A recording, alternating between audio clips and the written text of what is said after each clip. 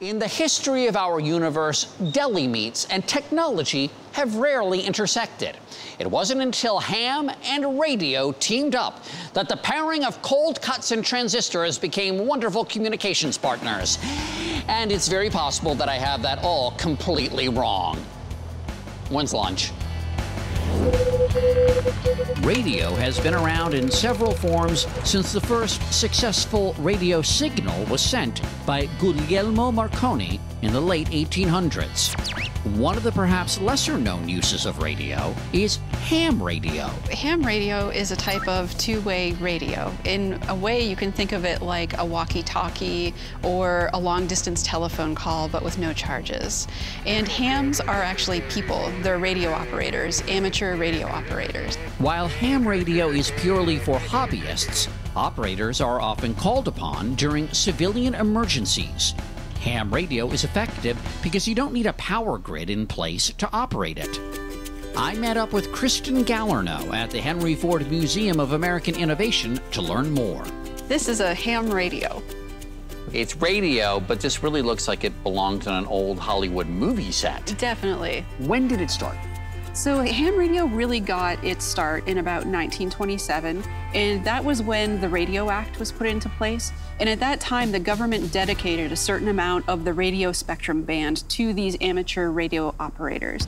Similar to broadcast radio stations, each ham operator was required to have call letters. If I'm WX1MO and you're YZ1KR, how do I find you?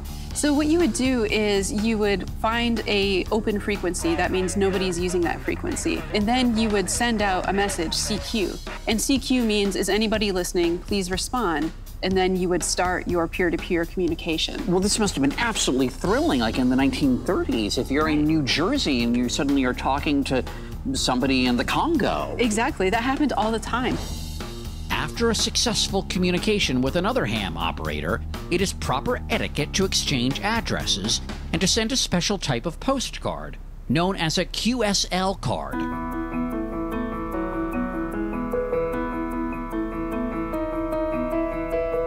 The cards here and the equipment too all belonged to one man. This actually belonged to a gentleman named Hamid Dermisovich, and his nephews donated this equipment. Wait, his first name was Hamid? It was Ham. Isn't that perfect? Hamid Dermisovich. That is just too perfect. And he was active in Los Angeles from the 1920s all the way up into the 1990s. His story is really inspiring because he immigrates to the U.S. from Eastern Europe in the 1920s, and he only wants to do two things.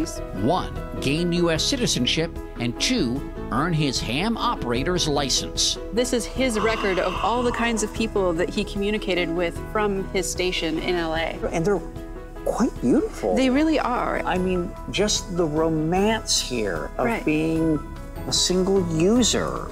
Amazing. It's sort of like you're really traveling the world through a radio. Today, ham radio is still used, mostly in emergency situations. A solitary hobby that builds bridges between people and disparate places.